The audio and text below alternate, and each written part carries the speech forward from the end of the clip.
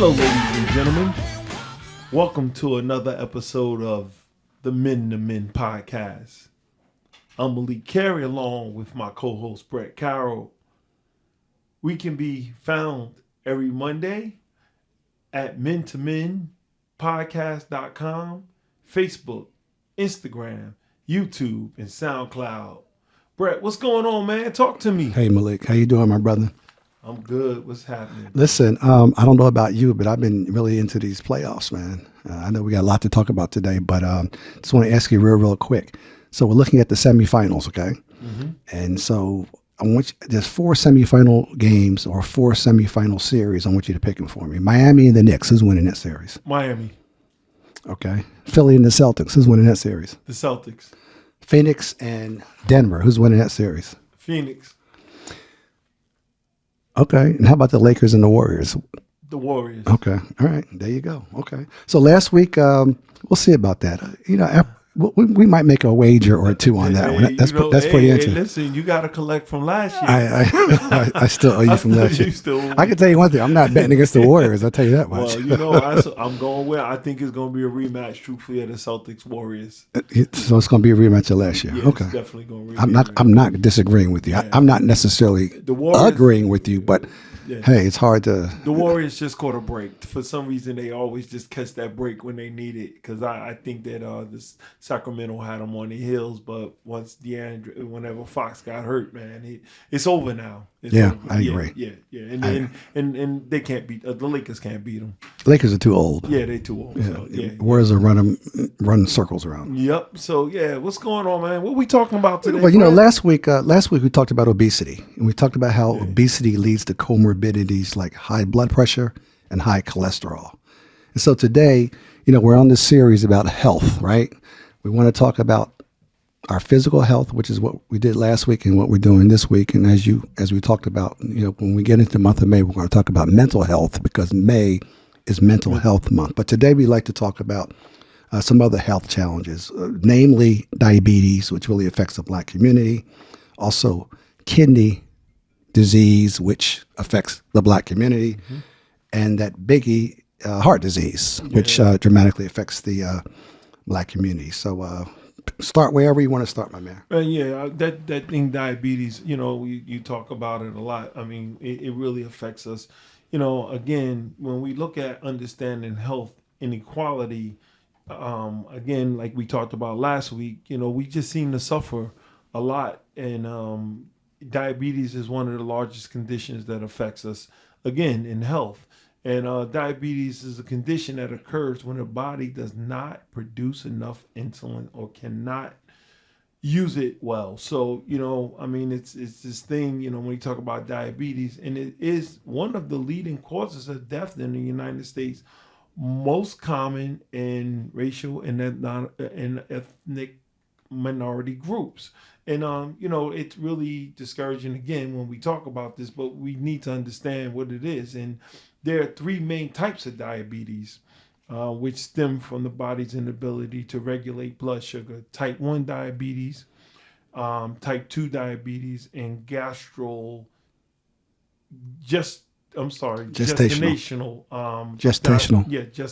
diabetes. The type 1 diabetes is an autoimmune disorder that typically shows up early in life. So when kids, that starts to show up with children, and that's early childhood. Type 1 diabetes attacks the immune system and destroys insulin. And so when we talk about that, approximately 5 to 10% of people who have type 1 diabetes, it affects them, and then it's not preventable. That's really one of the biggest things. So you really live with this. Type 2 diabetes is largely diet related. And as we talked about last week about how we eating and stuff like that, and that develops over time. It is preventable and can be reversible with the healthy diet and exercise. So that's good news. This is common, the most common diabetes that affects people from, again, racial and ethnic minority communities. And about 90 to 95% of people who live with diabetes have type 2 diabetes. And then gestational diabetes develops in people who are pregnant. So it's really showing up in women more than anything when they talk about, because we only know who get pregnant in women, right? Another topic. You did not say that, did you? I Oh, know you have to this day. You have you to. did not say that, did you? Well, the whole thing about type 1 diabetes is it's otherwise known as juvenile diabetes, and Yes. like you said, and I think it's important to know, if you get that, you got that, and got that stays with you the Right. rest of your life. Right.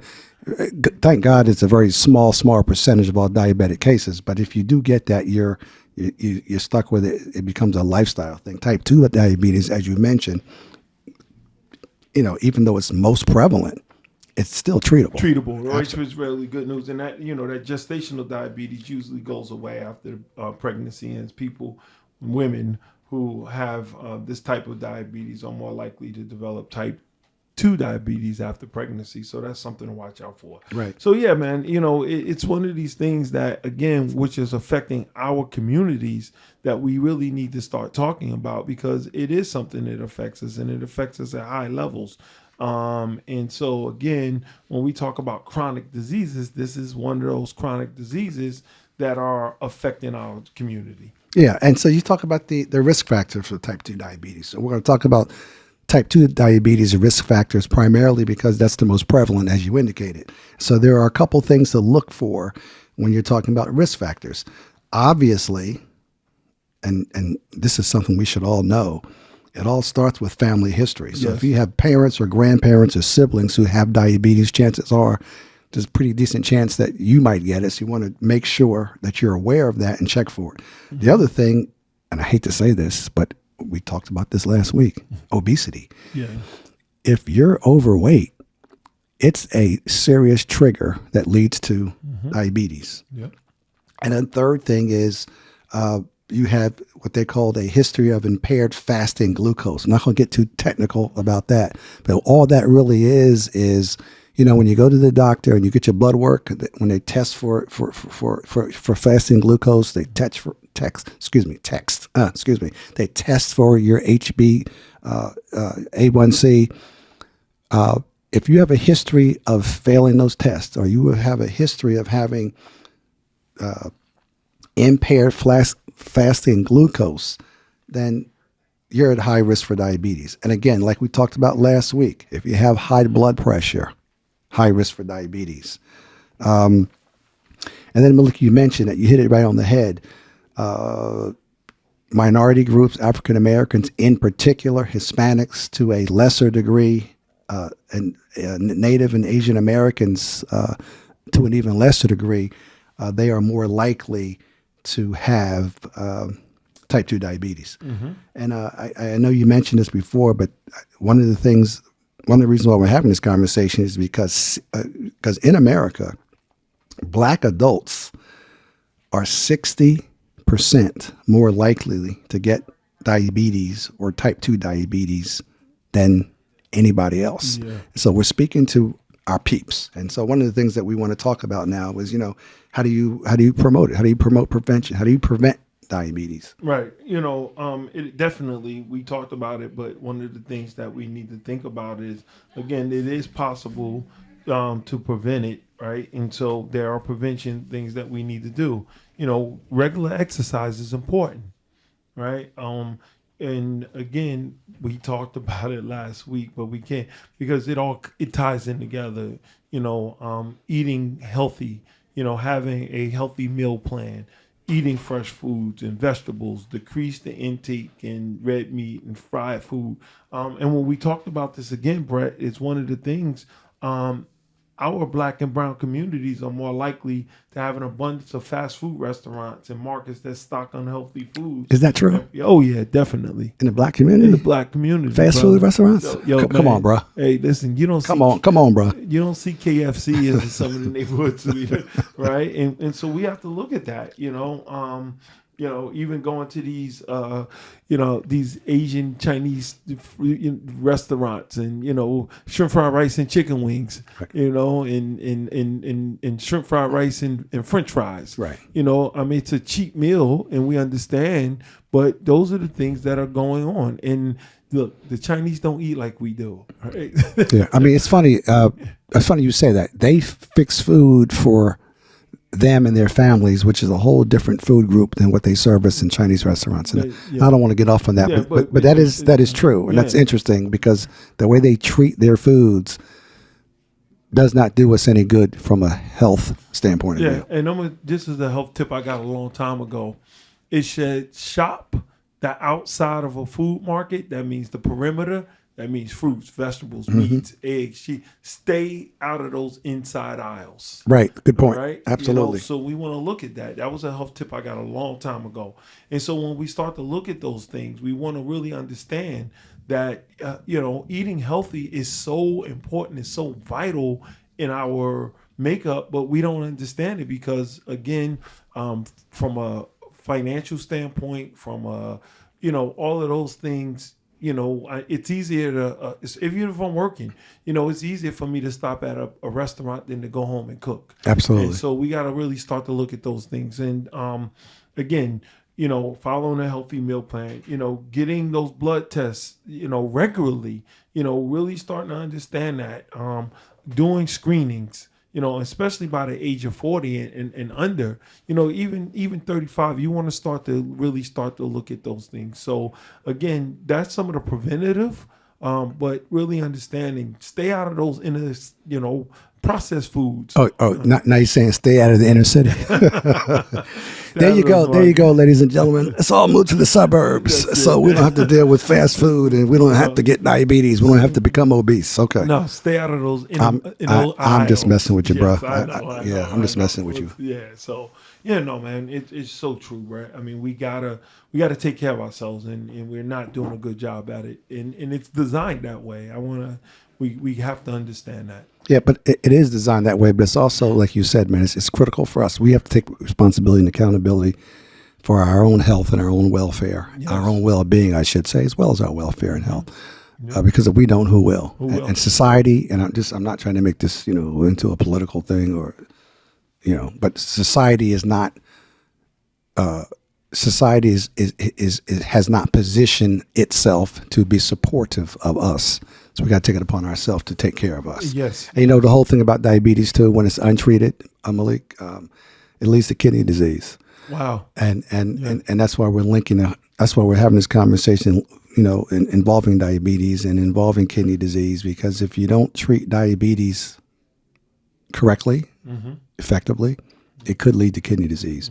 And basically there are two types of kidney disease. There's acute kidney disease, otherwise known as acute kidney failure. And then there's chronic kidney disease. So when you talk about acute kidney disease, that occurs when there's not enough blood going to the kidneys. And when there is for that matter, when there's a blood clot in and around the kidney area, or when there's an infection in the kidney, or for that matter, there could be a blockage. And sometimes people get blockages between the kidney and the bladder. And what that does is it causes toxin to get into the urine. And this toxic urine gets backed up into your kidney. And that too can cause kidney diseases. And so, one of the things that you want to pay attention to, you want to pay attention to whether you have swelling or not in your abdominal area. And you want to also pay attention to how often you feel nauseous. And sometimes you don't necessarily have to vomit, but pay attention to how nauseous you feel. If you're finding yourself wanting to vomit or being nauseous more frequently than not, then chances are those are the warning signs that you might have some challenges with your kidney. Yeah, and remember, a kidney disease occurs over time, right? It takes months, even years to detect, and then you begin to lose functionality. And now you're talking about chronic kidney disease. Yes, yeah, definitely. Which is obviously more severe than the acute kidney disease. Yeah, a chronic is really serious because it does, and then it occurs when there's uncontrollable high blood pressure, and that's why high blood pressure is so important. Having that blood pressure checked and making sure that we're doing the things because, again, it ties back in. And again, there's a word called comorbidity, right? Right, right. Comorbidity means that there's more than one thing going on at a time. Right. And so, again, we are the highest for these. I mean, unfortunately, black people are the most comorbid species in the country and Right. probably the whole world. And yeah, And it all comes back to what we eat. It all comes back to how we take care of how we take ourselves. care of ourselves. Yeah. Because if you don't eat right, you don't take care of yourself, you're going to get all these different things piled on top of Right, each and other. then again, looking at high cholesterol, we talked about it again. But again, these are the things that are being, taken and doing when we're doing it. When we're looking at cholesterol, that's something that is important. And again, with acute kidney disease, it also occurs when there's a prolonged blockage in the kidneys, and that's when you start to develop kidney stones. You start to develop things like that. And so, as we discussed last week, controlling high blood pressure, high cholesterol helps you prevent it, right? And that's when it goes back to diet. It goes back to making sure that we're doing the things that we need to do to take care of ourselves, so that we can prevent things like kidney disease, which leads to another thing, which is heart failure. And so we got to really start to understand that and look at controlling our weight, looking at just doing the things that we need to do. It's so important. Again, I just can't stress enough, the controlling of that high blood pressure and that cholesterol. Yeah, and those things you just talked about with the kidney stones and I forgot what you said prior to kidney stones, but The blockage. the blockage, your kidney stones and blockage, those things are really, really important things to be aware of, because that's severe kidney disease, or what is clinically termed as chronic kidney disease. When you have that blockage and when you have those kidney stones, those things can lead to some very serious kidney disease. And to that point, Malik, there's kidney disease has 5 stages to it. And so stage 1 is basically stage 1 and stage 2 are kind of normal. They're mild. The kidney damage is not that bad. The kidneys tend to function more normally than not. But the thing about stage 2 kidney disease is that you can't keep protein in your blood. And your blood needs protein, your body needs protein in order to have the energy that it needs to function. So when you do get, even though stage 1 is mild damage, you can pretty much function normally. When you get to stage 2, you're losing protein. When you get to stage 3, your kidneys aren't working well at all. And so now you may start having the symptoms that you just got finished talking about, whether it's acute or whether it's chronic. The acute is More manageable. is more manageable and less severe. The chronic symptoms are obviously more painful and more detectable. But when you get to stage 4, your kidneys are severely damaged, and they suffer from these symptoms like swelling and nausea, to the point where you're in pain, to the point where you have a hard time functioning because of the swelling, the pain that comes with swelling, the pain that comes with the nausea, but also the dysfunctionality that your body goes through because of the consistency with the swelling and the nausea. And obviously, when you get to stage 5, that's complete kidney failure. And so when you get to complete kidney failure, you're going to need dialysis. You're going to need a kidney transplant. And obviously, you're going to need to consult with a kidney specialist, somebody who specializes in treating kidneys, and somebody who's going to manage your whole your whole dialysis treatment, your whole dialysis therapy. So that kind of takes us to the concept around Treatment. Yeah. Right. Yeah. Again, some of it is treatable. Especially, hopefully you don't get to the chronic part. But again, and some of the treatment really is around controlling, the amount of fluids that you put in your body. Really understanding that. And, people don't talk about, but water is so important. We don't drink water. We drink a lot of these high fructose corn syrup drinks and soda and, all of this stuff that we see in the supermarkets that costs Yo, man, $1.99. don't take away my strawberry You soda, can't brother. drink it, brother. You Don't take can't away my drink orange it. soda, my No, brother. you have to stop. My sun Yo, kiss, man. I Come used on. to, I used to My, love and my grape. pineapple CNC Oh, until yeah. Pineapple CNC. until Take me back, brother. Take me back. until I read the ingredients in it, and I couldn't pronounce half of what was in it. That's a good, if you can't pronounce what you're intaking, chances are you might not want to intake it. So you really don't, and that's a true statement. But when we're talking about it, know what I'm putting in my body.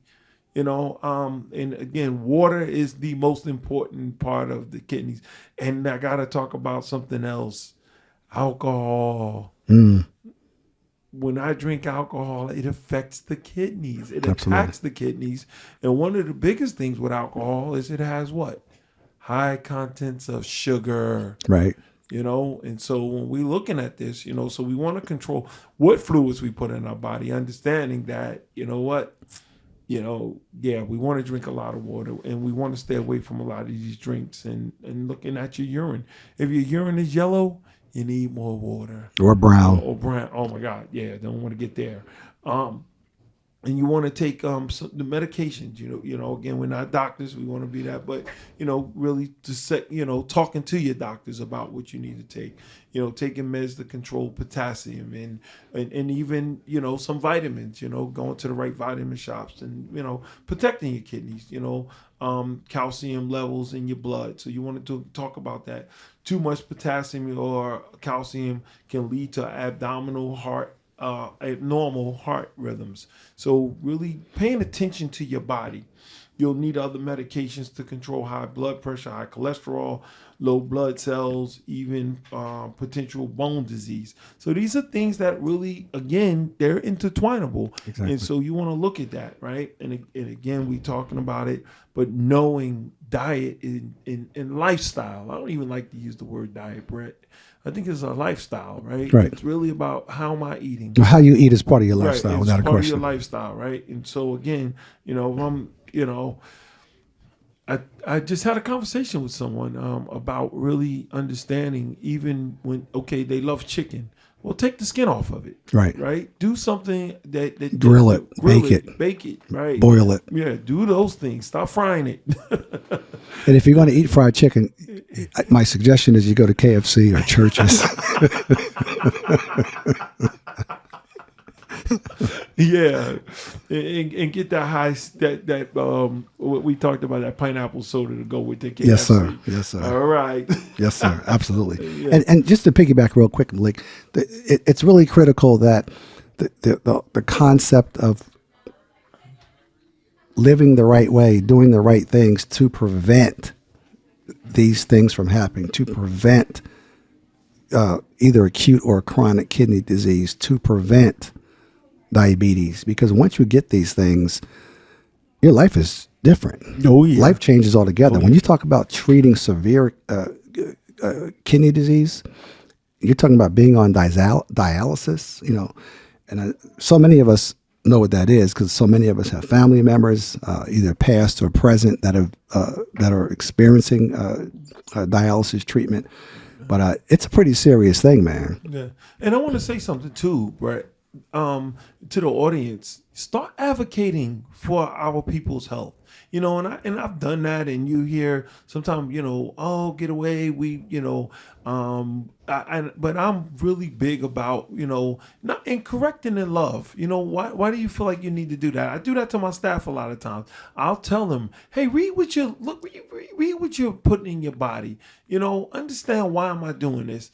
One time I had one of the young ladies came in and she had some, oodles and noodles, and I showed her. I said, first of all, I bought her lunch so I can do this, but I wanted her to see what this was. And she said, it was inexpensive. I said, yeah, okay, but let's look at the sodium intake on this thing. Let's start to do that. And so you want to start advocating for one another and advocating because health is important and we want to see our communities get better. And so I want to talk about, advocating too. So understand that. Absolutely. Good point. Absolutely. And so just a real quick go back to the dialysis piece. It's basically pumping blood out of your body. You put it through a machine. The machine filters it. The machine cleans it. The machine purifies it. And then it returns the blood back into your body toxic free. And you got to do this A couple of times a week. yeah, 2-3 times a week. Yeah. And you're basically doing this for the rest of your life. Yes. And that's why we want to talk about this, because I mean, if you're, to me, there's very few things in this life that are more life altering than being on dialysis. And you can prevent yourself from being on dialysis by simply Taking care of yourself. Yeah, simply doing things that really talked about. Yeah, really just doing those things. Being intentional about your health. Yeah. I think that, there are going to be things outside of us that we can't control, but do the things you can do to control. And I believe that we can control our health. I believe, hey, listen, we talk about it all the time, but take your health serious, and that goes down to loving yourself, paying attention to yourself. We're the last ones to go to the doctor. We say this all the time until it really becomes chronic. And so you want to start to prevent some of this stuff, and it's called early prevention. Yeah, yeah. And the other thing, it's a last resort, and God forbid any of us have to go through this, but the kidney transplant is the last resort. Wow. And you're going to need your primary care doctor to kind of lead you ultimately into a kidney transplant specialist. And obviously that person will take your kidney out and it will find a good kidney and put it back into you. And then you got to hope and pray that it matches, that it lines up, and that your body doesn't reject it, and that you can then function properly, that your kidneys function properly, or your kidney functions properly. Because if it doesn't, another transplant is then necessary, or now you're on dialysis. And the last point about the kidney transplant, you gotta be on a waiting list. Yeah, and I was getting ready to say, we don't always get them first. Oh, absolutely. Most of us are going to wait a while. You got to find a match first of all, Right? And then you got to. And if you don't find a match by way of your family, right? Now you're on a waiting list, and like you said, when it comes to lists, you know what we are. Yeah. We're at the bottom of the list if it's something we need. We're at the top of the list if it's something that ain't good for us. Right. I hate to say it like that. But it's true. Yeah, it's true. So the last thing we want to talk about is heart disease, which is something else that really significantly plagues us here in the Black community. So talk a little bit about heart disease. Well, first of all, heart disease is the leading cause of death in the United States, period. Wow. Yeah, period. So, and when we talk about that, the statistics are more even serious for who, again, us. African Americans are 30 more times likely to die from heart disease. Yeah, and I just want to say this real quick. We're not trying to be doom and gloom. We're not trying to be Debbie Downers. Yeah. What we're trying to do is just have a conversation to just make us aware of, or remind us, because we're all aware of this, but just remind us just how important heart disease is. Yeah. Right. And again, understanding how important our health is. In 2019, African Americans were 30% more likely to die from heart disease than non-Hispanic whites. Although African American adults are 30% more likely to have high blood pressure, they are less likely than non-Hispanics to have blood pressure under control. And African American women are nearly 50% more likely to have high blood pressure compared to those of non-white Hispanic women. And so when we look at the heart disease thing, man, again, it is something that is affecting us. And again, we look at, you can reduce the risk again by healthy lifestyle change. But really, let's talk about it. I mean, again, these are things that are going on. Yeah. But before we even get to the good news, so to speak, I think it's real important to talk about how you can help yourself. There are signs and symptoms that you really need to be aware of, and the most important, and here comes the contradiction. Okay. I just said there are signs and symptoms that you need to be aware of, but here's the killer. Heart disease has no signs and it has no symptoms. And that's why they call heart disease the silent killer. Yes. And so here's the bad news, and you got to know this. The only way that you know you have heart disease is when you're experiencing something like a heart attack, or when you're experiencing something like arrhythmia, or when you're experiencing something like heart failure. And a heart attack, as you guys know, as we all know, is well, let's talk about it for a minute. It's really chest pain.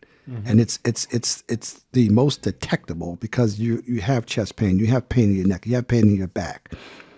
Some of us get indigestion or heartburn, and we think it's just that, indigestion or heartburn. I went to a cardiologist almost 30 years ago because I had indigestion and heartburn. My cardiologist said to me, after he checked me, I said, you're good, but you know what? Just because you have these pains, let's do the testing. So I did the EKG, I did the stress test and all that stuff, and everything. Thank God, everything came back normal. But the point is, when you feel indigestion and when you have heartburn and when it's chronic, which means when it's persistent, obviously you have a primary care physician that's going to lead you and guide you. But don't be misled into ignoring the fact that you could be at risk for a heart attack. And then there's nausea and vomiting also. If you're nauseous or having nausea and vomiting on a consistent basis, that's a sign of a heart attack. Yep. If you have extreme fatigue, that's a sign of a heart attack. Shortness of breath, sign of a heart attack. Dizziness, and even upper body discomfort. And the reason why I'm emphasizing this is because these things are all signs and symptoms that let you know you have some kind of a heart disease. And the other thing is, it could be a heart attack, but it doesn't have to be a heart attack because a heart disease isn't just a heart attack. No. It's a wide range of diseases. There's several kinds of heart diseases. I'm not going to get into them. But the reason why I speak about heart attack is there's nothing else. Those are the signs and the symptoms that could be associated with heart disease. And the other thing is the arrhythmia. You know how you have you go to your window and you pull the blinds up and down, up and down, up and down. Or arrhythmia is basically that chest fluttering. You know, when you have these palpitations or your heart goes pitty patter. Yep. When that happens to you more often than not or frequently, You got heart disease. you go see somebody, go see your cardiologist. And finally, heart failure. And so we're talking about heart disease, but heart failure is one of the things that comes under heart disease. And heart failure is basically, and again, the reason why we're pointing this out is because it's very detectable. It's shortness of breath, it's fatigue, it's swelling in your feet, swelling in your ankles, swelling in your legs, swelling in your abdomen. And even when you have swelling or pain in the vessels or the veins in your neck, those are signs of you having some kind of heart disease, or in this particular case, heart failure. So those things are important to be aware of. Check yourself for those things. And then you know what? Also, because heart disease and the heart is circulatory, there are several types of heart conditions and disease, right? And it occurs when plaque, which is cholesterol, develops in the arteries, blood vessels that lead to heart disease, right? And so we need to understand that it is an abnormal condition of the heart. Right. So, understanding what you need to do again, and understanding that there is prevention, right? Knowing that you want to be aware again that cholesterol thing is so important. So if you do have high cholesterol, you want to have that monitored on a really consistent basis. And really, if doctors are telling you what to take, I know there's Crestor and there are things that you can take, and there may be some foods you need to cut out. And that was something that when I was younger, I dealt with high cholesterol, but because my family had a history of it, there were certain things I had to do to cut it out. Right. And I needed to do process of elimination. I can't eat certain foods, right? I can't, because I know when I eat those certain foods, it's going to shoot my cholesterol levels up. And so you want to really be and the big thing about that whole cholesterol piece, and we talked about it last week, what cholesterol does is it builds up plaque. Yep. Plaque in your arteries and plaque in the blood vessels. And when plaque builds up, it basically prevents blood flow. And when you prevent blood flow, that's when you have these heart Yep. conditions. And that's when your heart becomes weakened. And so you want to look at that. And again, so we really want to think about, again, why we talking about this stuff, because again, these are things that are affecting us, sending us to the grave way earlier than we need to be there.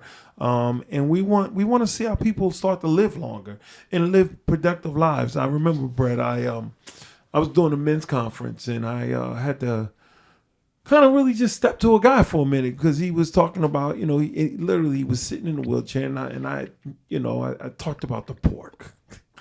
Right. Oh, we ate differently and this and that. And I said, okay, I'll give you that. I said, but let's just look at the fat that comes off of your bacon. I said, that's going in your body. And then, he challenged me again. And I said, listen, this is about, if you do it in moderation, I don't care what you do. But this guy definitely wasn't in moderation. All right. And I said, do you want to live a long time, or do you want to have a quality of life a long time? Because you can live a long time and suffer. Right. You can live a long time and be on that dialysis you talked about. Right. Okay, but I'm just alive because I'm here functioning. Or do I want to have a quality life? Right. And he was like, oh, yeah. Because we don't talk about quality of life. Right. Right? I want high numbers, but I want to be walking around with a cane, and, I want to be in and out of the hospital, keep doctors keeping me alive. Or do I want to do the things that need to be done so that healthy lifestyle plays into my quality of life? Right. And, we talked about this last week, and we talked about it the week before. You can control what you do, so that prevention is way more important than treatment. We said it last week. I'd rather prevent this so I don't have to treat that. Prevent this, I don't have to treat that. And so I want to talk real quickly about reducing the risk factors for heart disease. First and foremost, absolutely positive. We talked about this last week as well. You must monitor your blood pressure, because you can't feel blood pressure. So you have to take it so that you understand whether your blood pressure is normal or not. High blood pressure, hypertension leads to heart disease. Number two, this is why we're talking about this. Number two, you got to get tested for diabetes, because blood pressure and diabetes, along with high cholesterol, are the three most significant triggers for heart disease. And that's why we talked about it last week. And that's why we're talking about it again this week. Number three, monitor your cholesterol and monitor your triglyceride levels. Now, when you go to your doctor and you do your blood work, Talk to people who don't know what triglyceride levels are. well,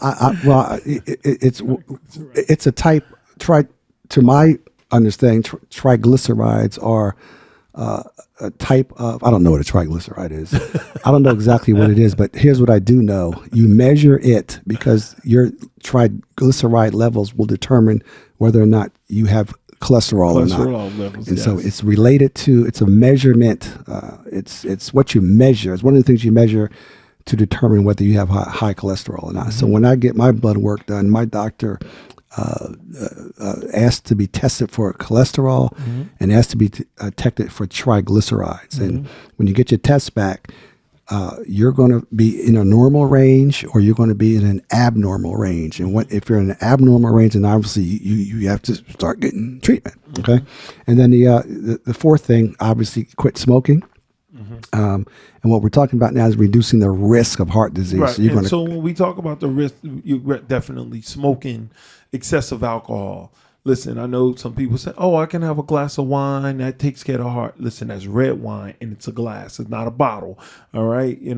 Listen, Hennessy and vodka and all of those, that affects the heart. It doesn't help the heart. And so really understanding, excessive use of alcohol, smoking, even I know the new phase right now is cigars, and people are saying, oh, well, it doesn't. Yeah, cigar smoke affects you also. And so understanding that, looking at, looking at those diabetes, obesity, we talked about that, the lack of physical activity, and then unhealthy diet. So these are the risk factors, and then we know that the prevention is doing the opposite of, so if I have an unhealthy diet, let's change that to a healthy diet. Looking at maintaining my weight, doing the things that are correct for my body. Right, right. And the other thing too, you mentioned alcohol. We like our Hennessy. You know what I'm saying? We like our Hennessy. We like our cognac, and it's one of the reasons why Black Americans are more affected by alcohol and alcoholism from a health standpoint Well, point of view than anybody else. We're going to talk about that next month. You know what I'm saying? So that's real important too. And the other thing, we're talking about reducing the risk of heart attack. We're talking about reducing the risk of heart disease, which produces a heart attack. And one of the things that is really, really important, and we will get into this throughout the month of May, is lowering your stress levels. And we'll talk about that in a little more detail in weeks to come. And then Malik talked about implementing what is called a heart healthy diet. Now, there's a million diets out here, but there's also healthy heart diets. And if you get with your primary care physician, if you get with your cardiologist, they can put you, or for that matter, nutritionist, they can put you on a healthy heart diet. And what that does is it minimizes your risk factors. And I'm going to put a plug in there for Super Beats. For Super Beats, Heart Chews promotes natural blood pressure, part of a healthy lifestyle, promotes heart healthy energy, supports blood flow, pomegranate berry flavor. I take it every day. It's really good for you. And you know what's, now here's what's interesting. If you turn that around, look on the back, 80% of it is pork.